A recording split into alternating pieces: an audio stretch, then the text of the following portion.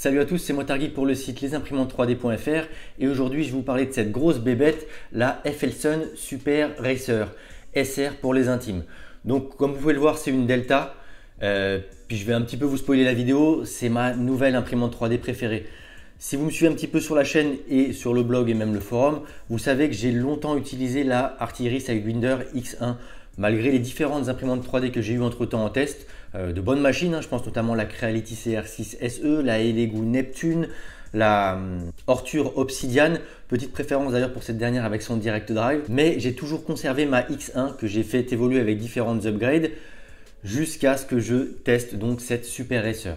Donc dans cette vidéo, je vais commencer par un bref résumé des specs, puisque de toute façon, vous pouvez les retrouver détaillés dans notre comparateur sur le blog. Ensuite, je vais vous faire un petit résumé de ce qui a été l'unboxing, avant de vous expliquer les différentes étapes du montage, sans pour autant les faire, puisque de toute façon, vous allez voir que déjà de une, elle est déjà montée, mais aussi c'est très simple et très bien documenté. Ensuite, la suite logique, c'est la mise en route de la machine. Même chose, je m'y attarderai brièvement parce que vous allez le voir, c'est vraiment très simple et très rapide. Et avant de vous présenter donc les différents prints que j'ai réalisés avec la machine, je m'attarderai quand même sur certains des points importants de la Super Racer. Et pour finir, on fera une petite conclusion avec les points positifs et les points négatifs de la machine. Donc niveau spec, vous aurez dû le voir et le comprendre, c'est une Delta. Donc c'est une cinétique qui n'a rien à voir avec les machines qu'on a pu tester sur la chaîne jusque-là et sur le blog, même si on vous a quand même présenté quelques Delta. Et d'ailleurs, au sujet des Delta, ma seconde imprimante 3D, après avoir eu une printer bot, je ne sais plus laquelle, la toute première, toute petite, là, vraiment très petite, j'ai eu une micro Delta de chez Emotion Tech. C'est pas ma toute première Delta, mais ça faisait longtemps que j'en avais pas eu. Et celle-ci est quand même vraiment très simple à utiliser et vraiment très efficace. Donc l'avantage des Delta déjà, c'est que ça peut aller très vite. On a 3 moteurs qui contrôlent la tête et donc qui pilotent vraiment ses déplacements sur tous les axes. Donc le XY est piloté par 3 moteurs, donc on a plus d'autorité et donc la qualité horizontale et notamment sur les courbes est mieux que les imprimantes cartésiennes qu'on a l'habitude de tester. Et donc en ce qui concerne la vitesse, FLSun annonce une vitesse standard de 150 mm par seconde avec des déplacements pouvant atteindre les 200 mm par seconde avec le firmware d'origine Marlin. Donc on est loin quand même généralement les machines sont livrées avec des profils à 60 mm par seconde, même si on peut aller un peu plus vite. Ma X1, je pouvais imprimer largement, facilement à 100, 120 sans avoir de grosses pertes de qualité, mais là on a 120 en natif avec une qualité qui est vraiment bluffante. Et pour imprimer aussi vite, forcément il faut une carte mère 32 bits. En l'occurrence là on a une MKS Robin Nano version 3 sur laquelle on retrouve 4 drivers type TMC 2209 pour les 4 moteurs, donc XYZ et l'extrudeur. Des drivers très silencieux et ça c'est un des points forts de la machine, elle est vraiment très silencieuse à l'utilisation. Et comme c'est une Delta, on a donc un volume d'impression cylindrique, on a donc un plateau qui fait 260 mm de diamètre et la hauteur maximale d'impression est de 330 mm, donc 33 cm. Et pour finir, que veut dire d'autre? Ah oui, on a un bel écran relativement grand, écran tactile, couleur et capacitif, c'est-à-dire qu'on n'a pas besoin d'appuyer sur l'écran, on a juste à l'effleurer du doigt et c'est vraiment très réactif et très efficace. Donc ça c'est pareil, c'est encore un bon point pour la machine qui est vraiment très plaisante à utiliser. Et donc voilà, je pense que ce sont les points importants. Si vous avez vraiment besoin d'avoir tous les détails, n'hésitez pas à aller sur le blog et sur le comparateur. Comme d'habitude, tous les liens seront dans la description de la vidéo. Et sur ce, on va attaquer donc les étapes d'unboxing et surtout le packaging. Donc niveau packaging, le carton déjà, c'est un carton qui n'a pas une forme ordinaire pour une imprimante comme on a l'habitude d'en voir, puisqu'il est tout en hauteur. Il fait un peu plus de 1 mètre en hauteur, puisque forcément il faut mettre les profilés dedans. En profondeur, il fait une vingtaine de centimètres et là on a environ 50 cm. Donc voilà, c'est un carton d'une taille particulière mais qui n'est pas spécialement encombrant. Il est relativement lourd, entre 15 et 20 kg de tête. L'intérieur très bien protégé, du plastique, du polystyrène où il faut, donc ça ne craint rien pendant le transport. Et donc en termes de packaging, on va commencer, donc j'ai tout empilé ici. On a, première surprise, un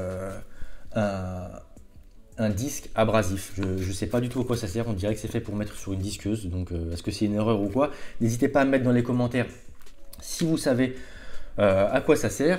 Ensuite, hop, on a un câble USB, je vais vous montrer juste pour avoir le type. Je m'en suis pas servi, j'en ai déjà un parce que j'ai branché la machine à mon PC. Je trouve que c'est plus simple pour faire les calibrations d'extrudeur. Mais voilà, c'est ce type de connecteur. Je ne sais plus si c'est type A, type B. Et à l'autre bout, c'est un connecteur classique. Donc on a ça. Sachant que sur le côté donc, de la machine, c'est un peu à l'arrière, c'est pas forcément très accessible, c'est un des petits points négatifs dont il faudra que je vous parle en conclusion si j'oublie pas. On a un lecteur de clé USB classique et on a aussi un lecteur de carte micro SD, ça c'est assez complet. Par contre on ne peut pas passer de l'un à l'autre facilement, c'est dans le firmware que ça se change, donc il faut mettre un firmware micro SD ou un firmware clé USB en fonction de ce qu'on veut utiliser.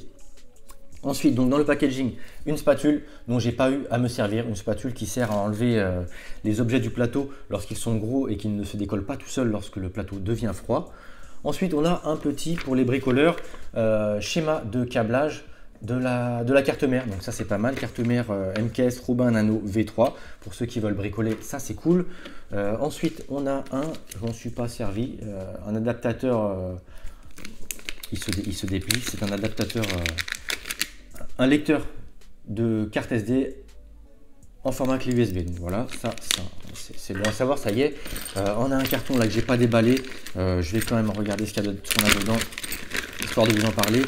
On a une pince coupante, donc pour venir notamment biseauter le fil pour le rentrer dans l'extrudeur.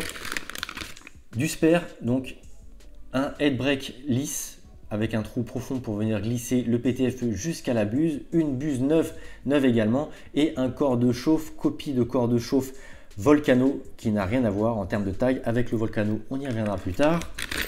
Ensuite, on a une petite clé plate, des vis de rechange, donc vis longue, vis courte, des clés BTR des deux tailles, clé Allen, hop, et en plus, alors je ne sais pas si on va réussir à le voir facilement, la clé est petite, mais elles sont des têtes rondes, donc c'est pratique pour accéder aux endroits où on ne peut pas forcément mettre la clé à la perpendiculaire. Donc voilà, ce sont des outils entre guillemets de qualité. Et pour finir, un petit tournevis plat. Voilà, donc c'est un packaging complet en termes d'outils, d'accessoires. Ensuite, on a ce qu'ils appellent un gift parts, donc les pièces cadeaux. Et là, encore une fois, vous allez voir qu'on a du spare. Alors, on a une petite chiffonnette, hein. C'est pas la chiffonnette de chez Apple, mais on a une chiffonnette Effelson. On a les petites pièces qui viennent bloquer les pneus fit, les presse fit qui tiennent les tubes PTFE. On a donc du tube PTFE de rechange avec la petite étiquette fléchée qui indique que c'est le côté qui va à l'extrudeur. On a le certificat du passage du contrôle qualité et pour le coup en termes de contrôle qualité j'ai rien à y reprocher, tout a bien fonctionné. Un petit pinceau, aucune idée de ce à quoi ça peut correspondre, j'ai même l'impression que c'est un pinceau qui vient d'une imprimante résine, mais je vois pas pourquoi je l'aurais mis là-dedans. On va regarder dans la notice, on a le détail du packaging. Ensuite on a une aiguille de débouchage de la buse, je ne sais pas si on la voit bien avec l'éclairage, des colliers de serrage, prise lent, une cartouche de chauffe de rechange et également une thermistance de rechange. Et voilà, on a fini les gift parts. Packaging, voilà, on ne peut plus complet. Très bon point pour Effelson et une notice très bien détaillée. Je ne vais pas vous la montrer, elle doit être disponible en PDF. Je veux juste regarder si on a ce petit pinceau dans le packaging. Et ouais, je ne me suis pas trompé, c'est bien le vrai packaging. Vous pouvez voir ici, on a le pinceau qui est listé. Donc voilà, on a une notice qui est très bien faite qui va nous servir au montage et donc on va attaquer le montage sans plus attendre. Donc après avoir déballé la machine, il a fallu la monter. Personnellement, j'ai effectué le montage avec mon fils donc, qui a 8 ans. On a pris des photos, je lui ai laissé faire des manips, donc ça a pris une petite heure. Mais franchement, je pense que c'est un montage qui est réalisable en 20 à 30 minutes, que ce soit un débutant ou un confirmé. Le montage est vraiment très bien documenté, donc que ce soit sur la documentation papier qui résume tout le packaging et donc toutes les étapes, documentation papier. Et comme je vous le disais, sur la carte SD, on a aussi un tutoriel vidéo qui explique comment la monter. Et il y a d'ailleurs, si on va sur la chaîne de Effelson, il y a plein d'autres tutoriels vidéo qui expliquent comment effectuer certains réglages et certaines étapes de maintenance. Donc on va s'attarder donc rapidement sur le montage. Le montage, tout simplement ce qu'on a à faire, c'est à monter les 3 profilés. Donc c'est du métal, c'est très qualitatif, c'est une belle machine. D'ailleurs, la machine est très robuste, elle pèse une quinzaine de kilos je crois. Donc c'est entièrement en métal. Dedans, on a des rails linéaires. Et donc il faut les fixer sur le plateau, enfin la partie haute de la machine et la partie basse. On commence par la partie haute en la mettant à l'envers. On fixe donc les 3 profilés qui ont les moteurs en haut. D'ailleurs, point intéressant sur les moteurs, ils sont fixés sur une espèce de petite plaque amortissante, donc ça permet d'éviter les vibrations et le bruit. Donc ça, c'est encore une fois un très bon point pour FLSun. Donc on fixe le montant, on a 4 vis ici, 4 vis là, donc 4 vis pour chacun des montants pour le haut. Ce sont des vis longues, le montage est très simple, de toute façon on a deux types de vis, des vis longues, des vis courtes, la notice les indique. Donc là on est sur 4 vis longues pour chaque montant, on les met. Et donc ça, cette partie-là est en bas. Et ensuite, on peut fixer cette partie-là de la même manière avec 4 vis longues pour chaque montant. Donc voilà, le temps de les visser, de les fixer, on galère pas à tenir, c'est vraiment pratique. C'est pas comme les machines, beaucoup de machines, notamment la X1 où il fallait la soulever et visser par le dessous les deux profilés du Portic Z. Là, ça va vite, c'est simple. Ensuite, il faut fixer le support de l'écran. Normalement, c'est un écran aimanté, on peut le déplacer. Bon, là, je peux toujours le déplacer, sauf qu'il est plus aimanté. On vient, c'est un support qui se fixe dans le profilé, qui se visse et il y a un aimant. Malheureusement, je vous en parlerai par la suite. Moi, l'aimant n'arrêtait pas de se barrer, de se décoller de l'écran. Donc, j'ai imprimé ce petit support qui a été modélisé par Doms FPV, Doms 3D. C'est un Français qui est très actif dans la communauté du drone FPV et de l'impression 3D. Encore une fois, je vous refais la petite aparté drone FPV. Si c'est quelque chose qui vous intéresse, n'hésitez pas à vous rendre sur la chaîne de WeAreFPV que je vous mets quelque part en haut à droite de l'écran. Donc, on a monté les 3 profilés, on a monté l'écran. L'écran, il y a juste à le visser et l'aimanter dessus, donc c'est vraiment très simple aussi. Ensuite, la notice nous indique d'installer les 3 bras qui sont constitués chacun de 2 tiges parallèles en carbone. Encore une fois, c'est très qualitatif, c'est propre, voilà, ce sont des belles pièces. Donc pour les fixer, ce sont simplement des rotules. Donc on écarte les ressorts en haut, on fixe sur le support et ça 3 fois, ça va très vite. Il faut faire attention, les ressorts quand même ont pas mal de tension, donc ne pas l'échapper. Mais pour la première étape qui consiste à les mettre sur le côté rail linéaire, ça va très vite, c'est très simple encore une fois. Et donc une fois qu'on a mis les 3 bras, on peut installer la tête d'impression. La tête d'impression, avant que j'oublie, elle n'a rien à voir avec celle d'origine. Vous verrez également qu'il manque l'extrudeur qu'on monte après. J'ai pas eu le temps de faire la vidéo avant de faire différentes upgrades. Je suis passé en direct drive, vous avez pu le voir. J'ai posté des vidéos, des photos et il y a un gros topic sur le forum avec un direct drive ultralight de chez Bondtech. D'autres upgrades sur la tête, ça fera l'office d'une prochaine vidéo dédiée à ça. Donc si vous voulez vraiment savoir à quoi ressemble la tête, j'ai pris des photos détaillées, je l'ai même pesé, tout ça ce sera sur le blog comme d'habitude. Donc la tête, on l'installe pareil au bout des bras en écartant les rotules, en tirant sur les ressorts. Donc là, il faut faire un peu plus attention parce que si vraiment ça part ou quoi, c'est un coup à faire valdinguer la tête d'impression. Donc il faut quand même être un peu plus pointilleux, enfin pas pointilleux mais rigoureux, il faut faire gaffe. Mais rien de compliqué encore une fois. Et donc une fois qu'on a fixé la tête, et ben on a ce qu'ils appellent le main connecteur. Donc le connecteur principal, il n'y en a qu'un qui sort donc du bas. Je vous expliquerai un peu en bas et en haut comment c'est fait, ce qu'on a comme électronique.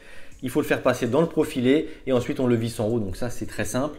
On continue avec les branchements. On branche la tête d'impression. La tête d'impression, il y a 1, 2, 3, 4, 5 prises. Donc 5 prises puisqu'on a la thermistance, la cartouche de chauffe, le ventilateur du heatsink, du radiateur de refroidissement, de la partie froide de la tête.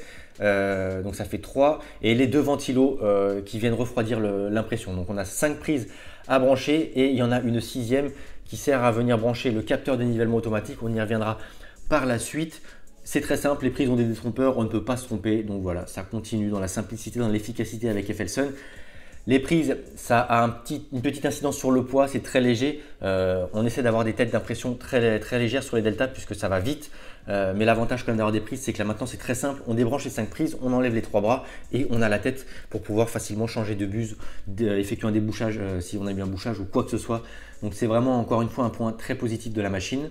Et donc selon la doc, le point suivant c'est installer l'extrudeur. Donc l'extrudeur il est fourni quasiment prémonté. Il est là, il est installé sur une patte en métal qui vient tout simplement se fixer ici. Sauf que moi, à la place, j'ai installé un extrudeur direct drive. Donc j'ai supprimé cette grosse patte encombrante avec l'extrudeur et j'ai utilisé un petit support qui a été modélisé par un certain Cyril Guilouz de son pseudo, encore une fois un Français très actif dans la communauté qui a notamment fait un firmware personnalisé Marlin. Toutes les pièces modélisées ici pour le direct drive, donc je vous mettrai tous les liens dans la description de la vidéo, mais j'en parlerai plus en détail dans la vidéo dédiée aux upgrades.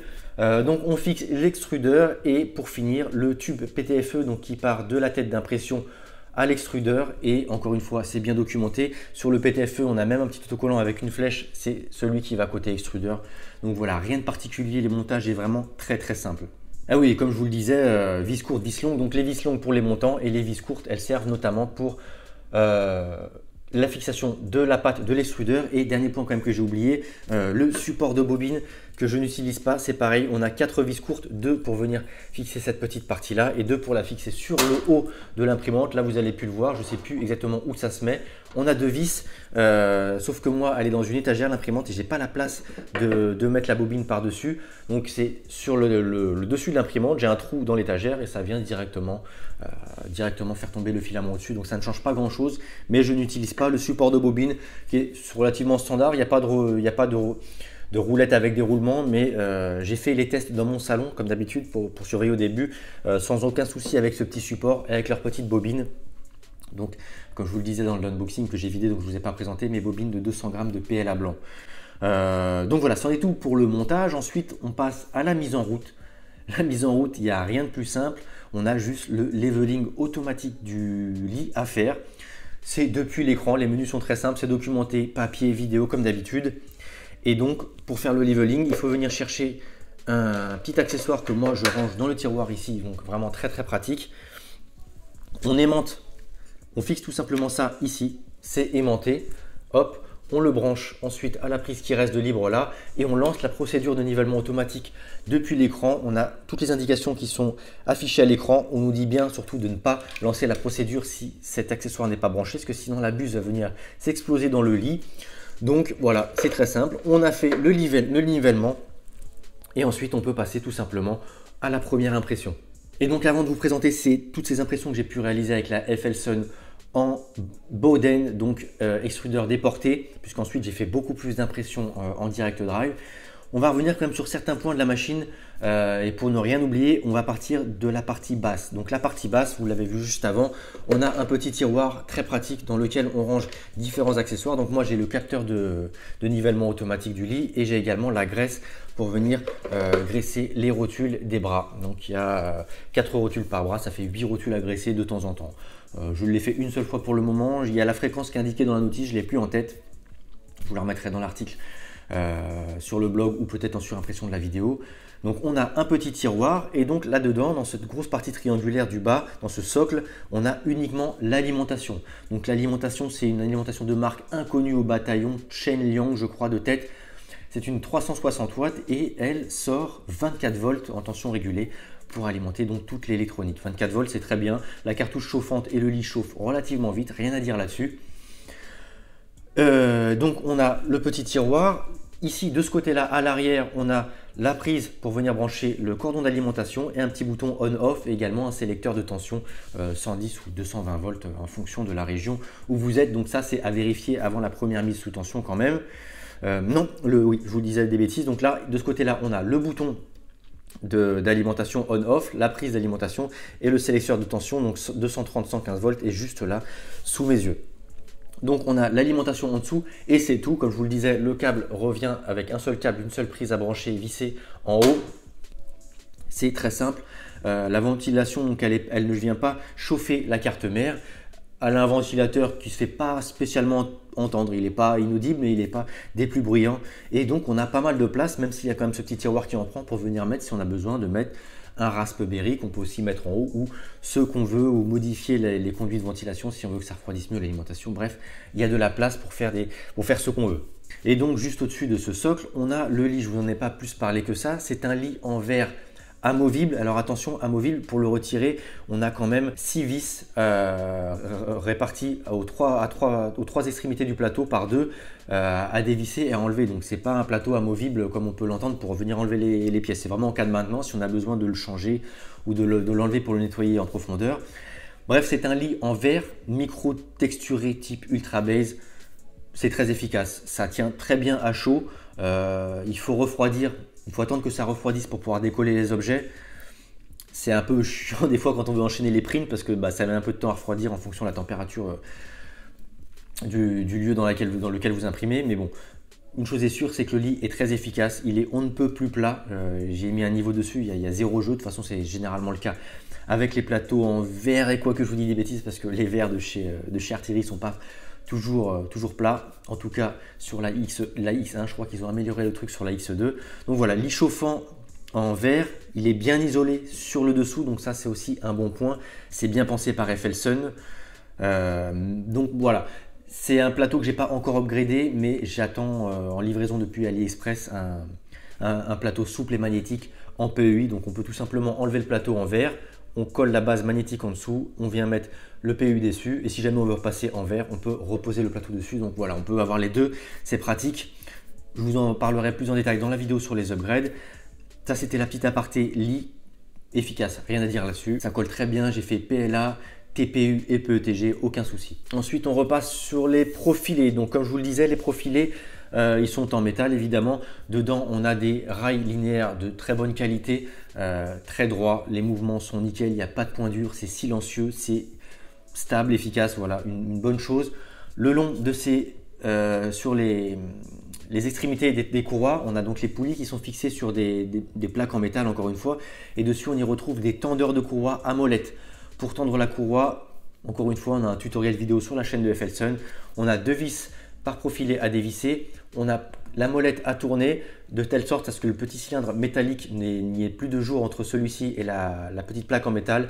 On resserre les 2 vis et c'est fini. Donc la maintenance est très aisée pour les courroies à faire sur chacun des axes, donc 3 axes, mais ça va vite, c'est bien documenté, c'est simple. Et donc sur les axes, on a des bras carbone comme je vous disais, la tête au bout, la tête pour être un peu plus en détail dessus. Donc on est sur un heatsink, donc un radiateur de type E3D V6. C'est une copie, comme beaucoup de choses, vous allez le voir, c'est une copie. Le heatsink et son refroidissement, j'ai rien à dire. J'ai testé des rétractions assez longues, que ce soit en direct drive, en Boden. J'ai jamais eu de bouchage, il est très bien refroidi. Donc on a un ventilateur ici. Moi j'ai juste changé ce qu'on appelle le housing, la case qui est autour du heatsink, pour avoir un refroidissement direct sans avoir les fils devant, mais par défaut ça marche très bien. Donc c'est du E3D V6 qui est fixé sur ce qu'ils appellent l'effector, donc la plaque ici qui est en métal qui tient le tout. Donc c'est du métal, c'est bien, encore une fois c'est robuste, c'est solide. Donc le radiateur est fixé dessus, c'est pas maintenu par un print en 3D, donc voilà, ça va pas venir bouger dans le temps. Dans ce radiateur on a un head brake qui n'est pas full métal, donc on a le tube PTFE qui vient jusqu'à la tête d'impression, jusqu'à la buse. Donc attention aux températures d'impression, il faut éviter de dépasser les 240, sinon on va cramer le PTFE et effectuer des bouchages. Un head brake lisse, c'est la première fois que j'ai une machine avec ce type de head brake et ça change la vie quand on veut venir changer le corps de chauffe pour l'alignement par rapport au ventilo. On ne s'embête pas avec le filetage. Voilà, on le glisse dedans, on a une petite vis de serrage. Vraiment, c'est très simple à monter ce head brake.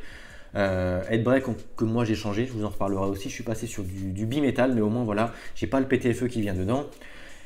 Le head brake, rien à dire dessus, je sais pas, c'est pas de la marque puisqu'ils ont beaucoup de copies dessus, mais donc on a un radiateur E3D V6, un head brake lisse dedans, et au bout de ce head brake, on a un corps de chauffe type Volcano. Encore une copie, et c'est une copie qui n'a rien à voir avec l'original puisqu'il est plus petit, il n'a pas les mêmes mensurations, donc clairement la chauffe est moins uniforme, moins forte. Donc je l'ai changé, j'ai mis un original de chez E3D. Tous les prints qui sont ici ont été effectués avec la machine 100% d'origine. Donc le corps de chauffe d'origine, la buse d'origine, le heatsink, enfin tout d'origine. La buse d'ailleurs, pareil, rien à dire dessus, mais comme je changeais le tout, je suis passé sur une buse Nitro Max, puisque c'est la grande de chez notre constructeur français Fourmi sur le forum. C'est un membre du forum actif et la boutique c'est hotn.fr. Donc voilà, n'hésitez pas à y jeter un œil. On y reviendra plus en détail dans la vidéo sur les upgrades.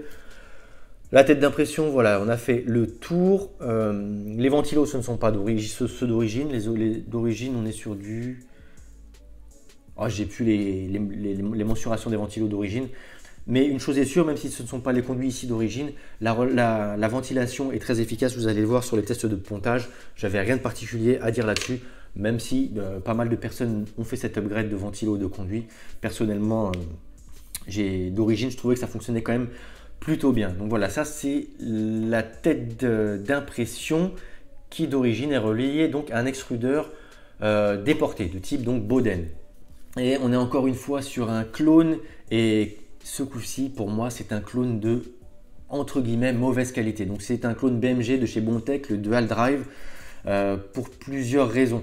La première, c'est que j'ai été infichu d'imprimer du TPU avec. Rien que la fonction d'insertion du filament faisait que le TPU sortait et s'emmêlait dans les engrenages. Enfin voilà, c'est pas génial.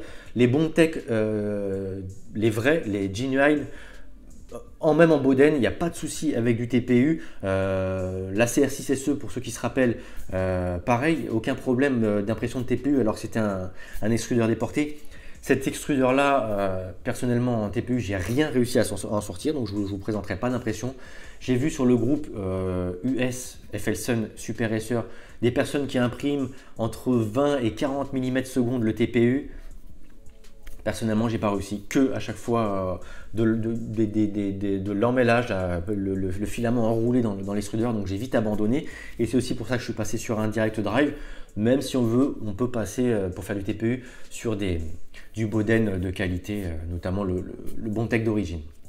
Donc ça, c'était l'aparté donc sur ce direct drive, cet extrudeur déporté qui personnellement ne m'a pas spécialement plu, même si pour de l'impression de base en PETG, PLA, il a fait le job.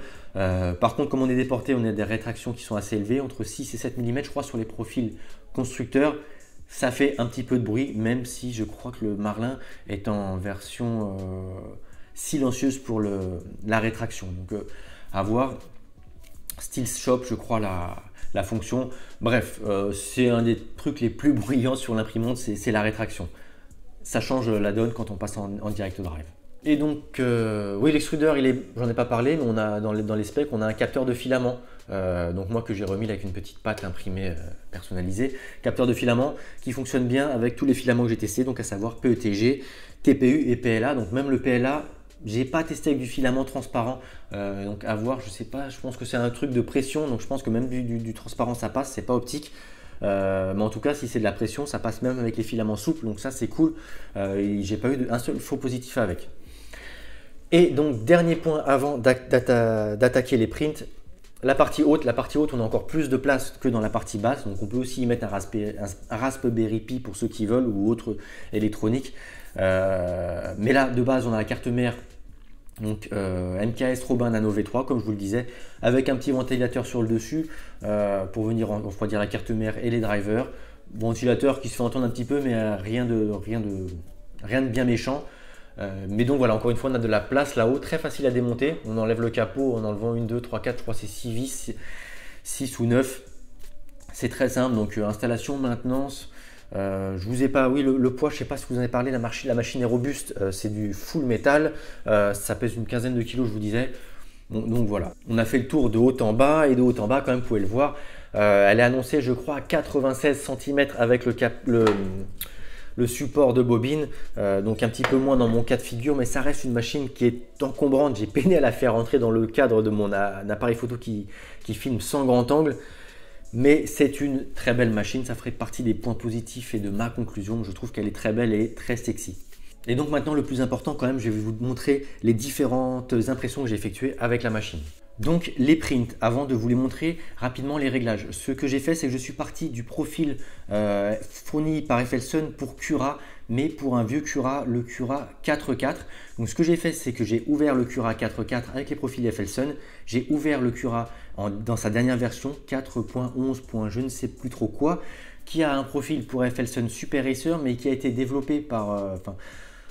fourni je crois par quelqu'un de la communauté, et lorsque je l'ai testé, il avait des vitesses d'impression qui n'étaient pas très rapides, pas celles d'origine. Donc je suis parti de ce profil là importé sous Cura 4.11, mais sur lequel j'ai répercuté les réglages du Cura 4.4 fourni par FLSun. Si ça vous intéresse, d'ailleurs je pourrais vous les exporter. J'ai pris le fast et quality, mais j'ai fait tous mes prints en fast, donc à 150 mm par seconde par défaut, avec des vitesses donc de infill et périmètres qui sont différentes. Le infill est au maximum, mais les périmètres sont ralentis. J'ai plus les chiffres en tête, mais ça imprime vite. Les prints, je vous ai mis l'eau à la bouche avec ce petit soldat de Squid Game. Je ne vais pas vous le montrer, je vous le montrerai lorsque je ferai la vidéo sur le Direct Drive, puisque j'ai tout imprimé avec le Direct Drive. C'était juste pour l'illustration, la vignette de YouTube et puis voilà, histoire d'avoir un truc sympa. Donc j'ai commencé par imprimer tout simplement des objets avec le PLA blanc fourni, les 200 grammes de PLA blanc, notamment l'objet fourni sur la carte SD qui n'est autre que cet écrou avec sa vis et son écrou, donc ils font un boulon. Avec l'éclairage et le blanc, c'est peut-être pas très facile à voir, mais les picots sont vraiment nickel. La première couche, c'est parfait. La tolérance est également parfaite puisque l'écrou bouge, mais il n'y a quasiment pas de jeu. Il se met et il s'enlève, voilà, sans souci. J'ai plus les chiffres en tête, j'ai pris des photos de chaque fin de print avec l'écran qui indique la vitesse d'impression, mais ça s'est imprimé très vite, c'est vraiment impressionnant à voir. Et là, vraiment, les paramètres de tranchage sont très bons, la pièce est superbe. C'était un départ sans faute, une pièce de très bonne qualité. Ensuite, j'ai imprimé le classique Benchy en à peine plus de 30 minutes. Et voilà, c'est assez bluffant parce que j'ai fait 0 post-prod sur les objets. Et là, vous pouvez voir qu'il n'y a pas un poil de cheveux d'ange, de stringing. C'est vraiment de base, j'ai rien touché, j'ai rien poncé, rien limé. Vous pouvez voir que le bateau, il n'y a pas de défaut, il est de très très bonne qualité. La première couche, encore une fois, est plutôt nickel. Les porte-à-faux, les parties imprimées dans le vide. Voilà, pour la vitesse d'impression, le Benchy est juste dingue. Je crois que c'est un des plus beaux Benchy que j'ai pu voir, en tout cas en termes de rapport qualité-vitesse. Ensuite, j'ai imprimé le classique cube de calibration sur lequel on peut voir un petit peu peut-être quand même un défaut de débit ou de paramètres de e-step, de vitesse d'extrusion. Moi, j'ai pas changé la calibration de l'extrudeur d'origine, je l'ai fait après sur le Direct Drive. J'ai quand même fait le test en demandant 10 cm d'extrusion, j'avais 10,6 je crois, donc un tout petit peu plus. Donc globalement, la machine était livrée bien calibrée et en termes de cote, on est nickel, on est c'est un 20 celui-là, 20,2. Je crois que j'ai des photos avec le pied à coulisses, mais voilà, rien à dire. Sur les 3 axes, c'est nickel. Ensuite, j'ai fait un gros torture test. Donc avec, on peut voir du porte-à-faux qui s'imprime bien, sans souci, jusqu'à le 70 degrés est vraiment très bien. Le 80, on peut voir que ça c'est le dernier. Le filament pendouille un peu dessous, mais globalement, le refroidissement est vraiment très bon. Les petites tours, même à cette vitesse-là, s'impriment vraiment vite. Les ronds sont ronds. Je vous mettrai des photos. Les pontages, on ne les voit pas très bien, mais les pontages sont vraiment bien. Pareil, encore une fois, la première couche sur cet objet qui est un petit peu plus gros, rien à dire. Donc voilà, ce test-là est de bonne qualité. Ensuite, j'ai fait un torture test, le classique KKS de Kickstarter. Donc, on peut voir encore une fois que les dessous, le porte-à-faux sont de bonne qualité. Par contre, ici, les toutes petites pointes, on a beaucoup de cheveux d'ange et on peut voir que je pense que la vitesse ne va pas très bien avec ce type d'impression précise. Le dessous, par contre, ici est de bonne qualité. En termes donc de tolérance, ça part sans souci à 0,5, 0,3, 0,4. Le 0,2 et le 0,3 ne sortent pas. Mais voilà, c'est quand même pas mal. Niveau score, je pense qu'il sort vraiment un bon score. Et les pièces, du coup, là, avec la tolérance, on peut voir que ça ne touche pas. J'ai pas fait le total, enfin voilà, j'ai pas fait les notes, mais clairement, ce KKS Torture Test, c'est très bien imprimé. Ce que j'ai fait, c'est que j'ai rajouté un petit peu de rétraction au profil d'origine de FLSun. J'ai réduit également la température et j'ai refait juste cette partie-là. Et vous pouvez voir quand même qu'il y a beaucoup d'amélioration en termes de stringing. Donc pour de l'extrudeur Boden déporté, on est quand même relativement efficace, hein. C'est vraiment une très bonne machine. Ensuite, une plus grosse impression pour finir le filament. Un hibou réalisé sans aucun support. Et encore une fois, voilà, c'est vraiment une belle pièce. Il n'y a pas de support non plus là dans les stries du rondin de bois. Vraiment, tout s'est bien imprimé. Il y a zéro post-prod, zéro cheveux d'ange, zéro blob. On peut voir la couture. Je ne sais pas si on voit bien le blanc avec l'éclairage à la vidéo, mais vraiment une impression de très bonne qualité. Ensuite, j'ai fait quelques tests avec du filament rouge, enfin principalement deux tests. C'est du filament Strong Hero 3D, un test qui prend toute la taille du plateau pour vérifier que le leveling est bon. Je vous mettrai des photos, on verra certainement mieux parce que là le focus là-dessus ne va pas être facile. Mais la première couche, le dessous est nickel. Le seul défaut c'est ici, je ne sais pas ce qui s'est passé, ça a un... Hop là, voilà, ça... Il y a quelques fils qui sont partis, mais voilà, ça ne s'est pas décollé, ça s'est bien imprimé. La qualité de cette pièce est parfaite. Pas parfaite puisqu'il y a ce petit détail là, mais encore une fois très bonne. Ensuite, j'ai testé le vase mode pour faire une impression rapide, toujours avec du filament rouge Strong Hero 3D. Première couche nickel. Globalement, la pièce c'est bien fait, mais ça pouvait manquer à certains endroits. Je ne sais pas si on va le voir à la caméra, mais il y a des petits trous, donc clairement, le vase n'est pas étanche. De toute façon, l'eau et le PLA, ça ne fait pas forcément bon ménage. Quelques petits détails sur les parties en porte-à-faux. Je vous mettrai ça en photo zoomée sur le blog. Mais globalement, c'est vraiment pas mal. Oh là, je m'aperçois là que j'ai oublié une pièce blanche qui est très importante. Le test de pontage, voilà. Pareil, les photos seront plus parlantes. Je ne vais pas m'attarder dessus. Le focus avec les différents... L'objet troué là de partout n'est pas génial, mais donc pas de brime. L'objet a tenu nickel sur le plateau. Et globalement, les très longs ponts passent bien avec la ventilation d'origine. Donc c'est quand même si je ne suis pas fan de l'extrudeur déporté et des pièces clonées sur l'extrudeur, on va pas se mentir, l'extrudeur est relativement efficace. Donc voilà, c'en est tout pour les impressions en PLA. TPU, impossible d'imprimer du TPU, ça se coinçait sans cesse dans l'extrudeur. Là, si on ouvre ici, le filament est sans mêler là-dedans, c'était une vraie galère. Alors, rien qu'à l'insertion du filament, donc impossible d'insérer du TPU. Donc je n'ai pas imprimé de TPU parce que même en l'insérant à la main, j'ai lancé des prints, je crois, à 40 mm secondes, ça se coinçait là-dedans. C'était vraiment pénible. Vous allez me dire 40 mm secondes, c'est peut-être long pour des TPU. Sur la X1, j'ai imprimé à 60 mm par seconde le TPU, sachant que je pouvais monter plus. Et là, j'extrude sans souci en direct drive entre 80 et 100. Et je suis sûr qu'on peut faire plus le TPU. Attention, tout ça, c'est pour de l'infill et des périmètres intérieurs. Même en périmètre extérieur, ça passe sur des pièces classiques, typiquement un cube comme ça à 100 mm seconde en TPU. Je vous tease un petit peu, mais ça passe en direct drive. Par contre, dès qu'on a du porte-à-faux, le TPU, si on va vite, il s'affaisse, il n'est pas refroidi. Enfin, j'ai pas réussi à imprimer vite des pièces en porte-à-faux en TPU. Mais les TPU passent bien en direct drive. Ils ne passent pas, en tout cas dans mon cas de figure, avec l'extrudeur d'origine. Pas de TPU, par contre, j'ai fait du PETG. Attention, je crois que j'ai imprimé à 235 degrés pour ne pas cramer le tube PTFE. Globalement, alors là, je suis parti sur un profil 2.0 avec ce que je faisais sur ma X1, à peu de choses près, en ajustant la rétraction puisque c'est du Boden. Mais voilà, une pièce imprimée debout, donc c'est pas forcément facile parce que en PETG, ça a vite tendance à toucher ce qu'on a déjà imprimé si le flow n'est pas bien réglé, le débit n'est pas bien réglé. Là, la pièce est super bien sortie. C'est sur différents essais que j'ai fait pour les ventilos là, que j'ai changé. J'ai également imprimé des conduits adaptés au corps de chauffe origine de Volcano, sans support, voilà, en PETG, même si ici ça ne chauffe pas forcément plus que ça. PETG gris et massif de chez Composant, cette fois-ci, c'est pas du Strong Hero 3D, acheté chez Composant. Petit test de stringing en PETG, toujours sur des petites pièces.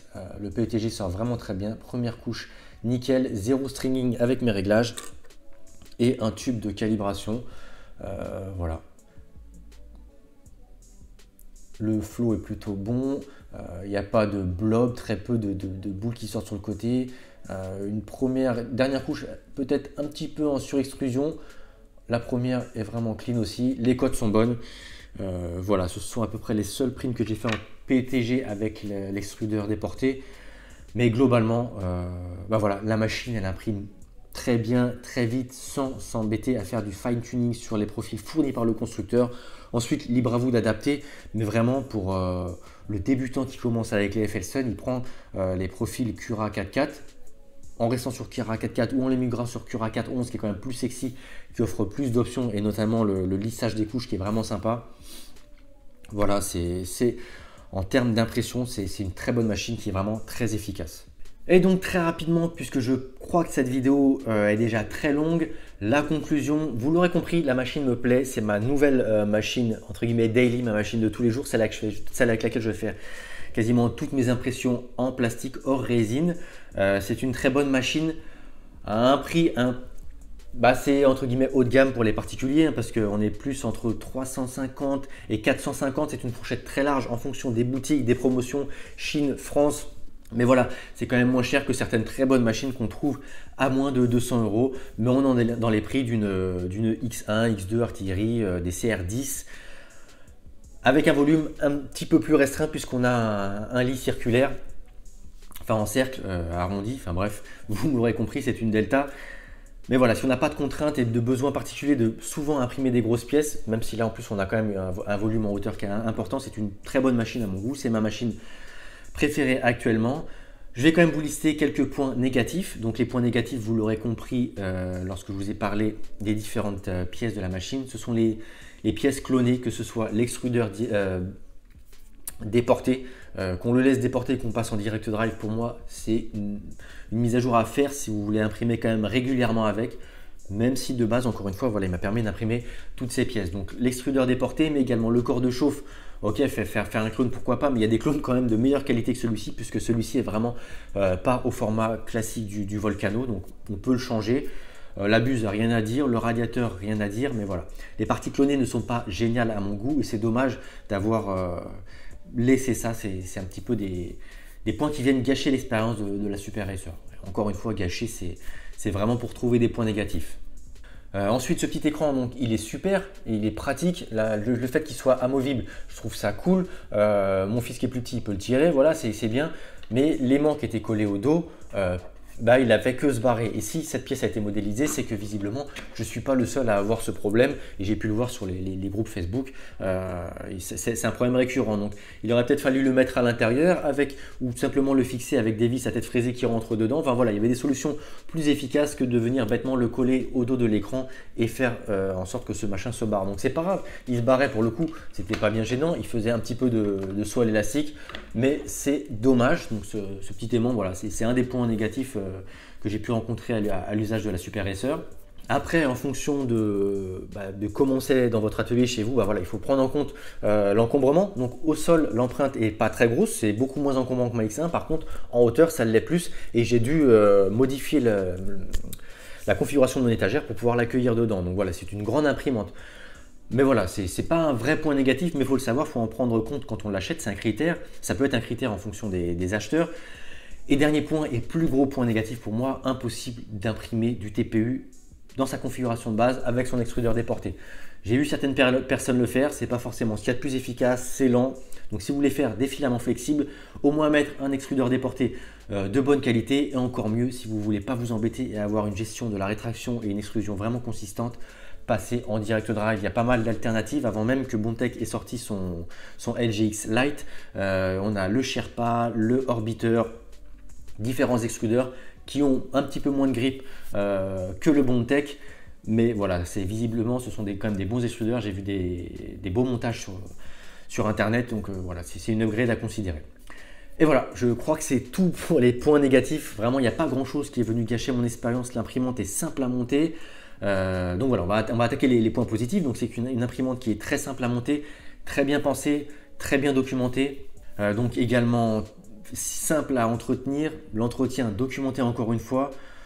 Voilà, bonne expérience globale. On a une interface avec un bel écran tactile. Au démarrage, un animal, je ne sais plus lequel, je crois un animal si je ne dis pas de bêtises, vous me corrigerez dans les commentaires si je me trompe, ou je vous le corrigerai en surimpression. Mais voilà, on a un bel écran tactile capacitif qui est très réactif, très simple à utiliser. Voilà, on ne s'embête pas avec, c'est efficace. L'écran, en termes de fonctionnalité, c'est pas le plus poussé. Alors, il y a déjà, j'ai vu des upgrades, notamment le fameux Gilous qui a mis un superbe gros écran de 7 pouces avec un firmware configuré par ses soins avec plein de fonctionnalités. Mais pour un usage de base, il y a ce qu'il faut. Il y a le réglage de l'offset Z, le baby step en live de l'impression. Voilà, on peut faire pas mal de choses. Donc l'écran de base, c'est vraiment pas une upgrade nécessaire pour moi et il est très efficace ainsi. Ensuite, forcément, c'est une Delta, ça imprime vite, bien, en silence, donc ça, ce sont encore des très bons points à l'utilisation. Ensuite, on a aussi, ce que je m'étais noté, c'est un packaging qui est relativement complet. On a tous les outils, les accessoires, on a tous les outils pour le montage, les accessoires pour l'utilisation, la spatule. On a pas mal de pièces en spare comme vous avez pu le voir, que ce soit pour la tête d'impression, la thermistance, la cartouche de chauffe, le bloc complet, du PTFE.